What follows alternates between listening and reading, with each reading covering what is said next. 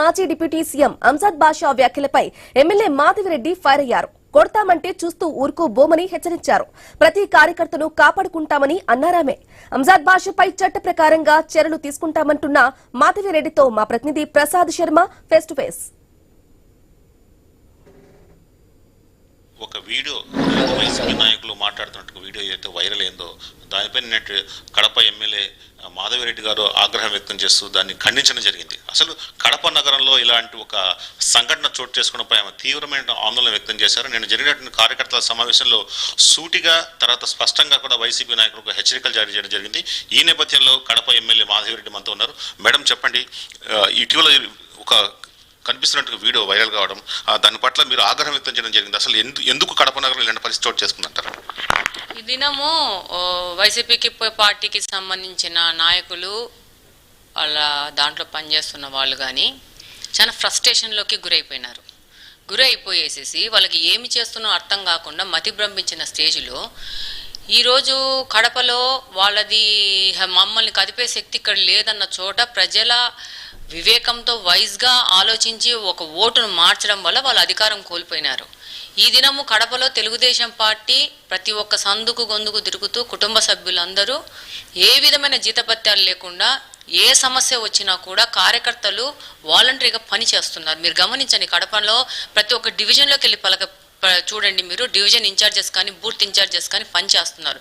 ఈ క్రమంలో మొన్న మనకు బాగా వర్షాలు వచ్చాయి, వరదలు వచ్చాయి. మీకు తెలుసు రామరాజుపల్లి మొత్తం మునిగిపోయింది, దాదాపు 300 కుటుంబాలు.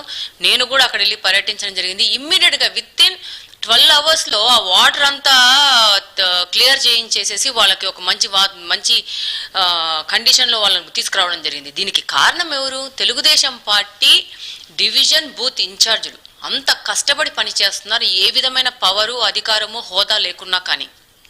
ఈ క్రమంలోనే మళ్ళా మనకు వరదలు వస్తాయి, మన ముందా తుఫాను వరదలు వస్తున్నాయని చెప్పంగానే మా యొక్క కార్యకర్తలందరూ అలర్ట్ అయ్యేసి ఎక్కడికక్కడ ఈ డివిజన్లో తిరుగుతూ, ముఖ్యంగా స్లమ్ ఏరియాలో తిరుగుతూ, అక్కడేమైనా వాటర్ పోకుండా ఆగిపోతే అక్కడ క్లియర్ చేస్తూ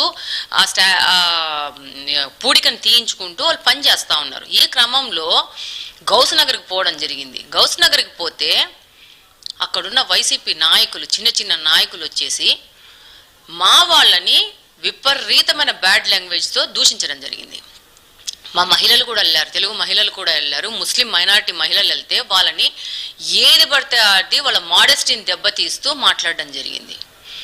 అలాగనే ఆ యొక్క కార్యక్రమంలో ఎస్సీ కమ్యూనిటీకి చెందిన వ్యక్తి పోతే ఆయన కులాన్ని దూషిస్తూ వాళ్ళు మాట్లాడడం జరిగింది.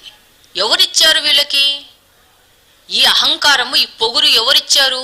మీరు ఏదో కార్పొరేషన్లో చిన్న హోదాలో ఉన్నారనే అహంకారంతోనే కదా ఏది పడితే అది మాట్లాడతారు. దానికి వెళ్ళి పోలీస్ కంప్లైంట్లు ఇచ్చారు. మహిళల మీద దూషించినందుకు మహిళ ఇస్తుంది, ఎస్సీ కమ్యూనిటీ వ్యక్తిని దూషించినందుకు ఎస్సీ కమ్యూనిటీ వ్యక్తి కూడా ఎస్సీ ఎస్టీ అట్రాసిటీ కేసు పెట్టారు. వాళ్ళకి న్యాయపరంగా ఎవరైనా కడపలో, తెలుగుదేశం పార్టీ అనే కాదు, ఎవరైనా కడపలో వాళ్ళ మీద దాడులు చేస్తే వాళ్ళని కాపాడుకోవాల్సిన బాధ్యతలో పొజిషన్లో మేమున్నాం, కాపాడుకుంటాం. సామాన్య పౌరుడైనా కానీ ఎవరన్నా దాడులు చేస్తే వాళ్ళకి అండగా వాళ్ళ ముందు నిలబడతాము.